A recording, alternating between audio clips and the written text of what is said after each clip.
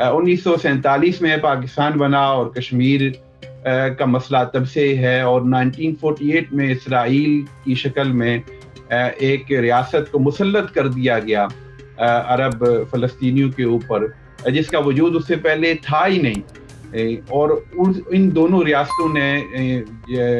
جو اسرائیل نے اور اس کے بعد ہندوستان نے کشمیر میں جو ظلم و ستم کیا،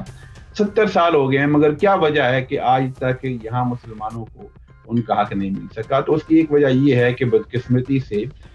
ہمارے مسلم معاشرے پوری دنیا میں جو اسلامی ممالک ہیں، جن کو ہم مسلم ممالک کہہ سکتے ہیں، اسلامی ممالک تو نہیں کہہ سکتے کیونکہ وہاں پر مسلم اکثریت موجود ہے، تو وہاں پر انصاف کا نظام قائم نہیں ہو سکا۔ جب آپ اپنے گھر میں انصاف کا نظام قائم نہیں کرتے تو ڈیفینیٹلی آپ کسی کے لیے انصاف کی آواز اتنی طاقت کے ساتھ، اتنے اعتماد کے ساتھ، اتنے کانفیڈنس کے ساتھ بلند نہیں کر سکتے۔ اور چونکہ انصاف کا نظام ہم نہیں قائم کر سکے ان تمام مسلم معاشروں میں، تو اس کی وجہ سے ہمارے معاشرے طاقتور نہیں ہو سکے۔ ہم جرم ضعیفی کا شکار ہیں، ہم معاشی کمزوری کا شکار ہیں، معاشرتی کمزوری کا شکار ہیں، سماجی کمزوری کا شکار ہیں، زندگی کے ہر شعبے میں ہم ایک ضعف کا شکار ہیں۔ اور اس ضعف کی وجہ سے، جیسا کہ علامہ اقبال نے کہا تھا کہ ہے جرم ضعیفی کی سزا مرگ مفاجات، تو جب امت مسلمہ اجتماعی طور پر پوری دنیا میں ایک ضعف کا شکار ہے، آپس میں عدم اتفاق کا شکار ہے، مسلکی تقسیم کا شکار ہے، فرقہ واریت کا شکار ہے، باہم نفرتیں ہیں، تو ایسی صورت میں یہ امت مسلمہ کیسے کسی مسلم معاشرے میں غیر مسلموں کے ہاتھوں ہونے والے ظلم کا مقابلہ کر سکتی ہے؟ کہ چونکہ جتنے بھی حکمران ہیں، وہ حکمران جب ایسے ظلم پر مبنی معاشرے کے حکمران بنتے ہیں،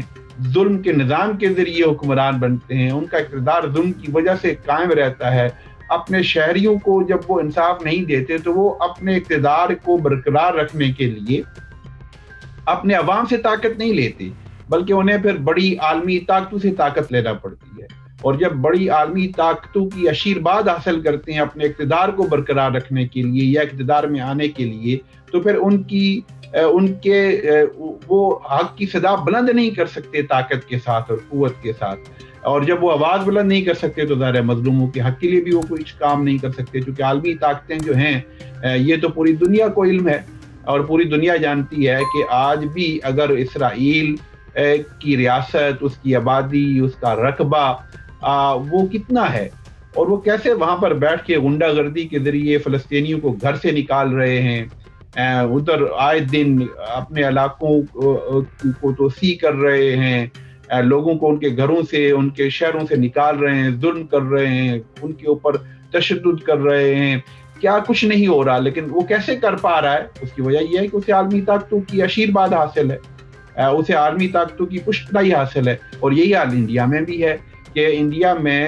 کیوں یہ سب کچھ ہو رہا ہے؟ اس کی وجہ یہ ہے کہ انڈیا کے ساتھ معاشی مفادات وابستہ ہیں پوری دنیا کے، پوری دنیا کو چھوڑیں، مسلم ممالک کے معاشی مفادات وابستہ ہیں کہ وہ پاکستان اور انڈیا کے درمیان یہ مسئلہ ہے تو وہ پاکستان پر انڈیا کو ترجیح دیتے ہیں، کیونکہ انڈیا سے ان کے کاروباری اور معاشی مفادات وابستہ ہیں۔ تو جب ایسی صورتحال ہوتی ہے تو ڈیفینیٹلی وہ ان کے اوپر کوئی پریشر بلڈ نہیں کر سکتے۔ اور آج کی جو دنیا ہے، اس دنیا میں جب تک عالمی پریشر یا عالمی رایامہ ہموار نہیں ہوگی کسی مسئلے کے حق میں، تب تک اس مسئلے کے حل کی طرف پیش رفت نہیں ہو سکتی۔ تو میرا جو خیال ہے اور میرا جو اس ساری چیز کو جو میں انالیسس کرتا ہوں کہ جو مسلمانوں پر ظلم ہو رہا ہے فلسطین میں اور کشمیر میں، اور 70 سالوں سے ان کا جو مسئلہ حل نہیں ہو رہا، اس کے وجوہات یہ 55 اسلامی ممالک میں پھیلی ہوئی ہیں۔ اور یہ اسلامی ممالک جب تک اپنے آپ کو مضبوط نہیں کریں گے، متحد نہیں ہوں گے، اتفاق کے ساتھ ایک آواز بلند نہیں کریں گے اور ان مسائل کو ایک اپنی اتحاد کی طاقت کے ذریعے عالمی برادری کے سامنے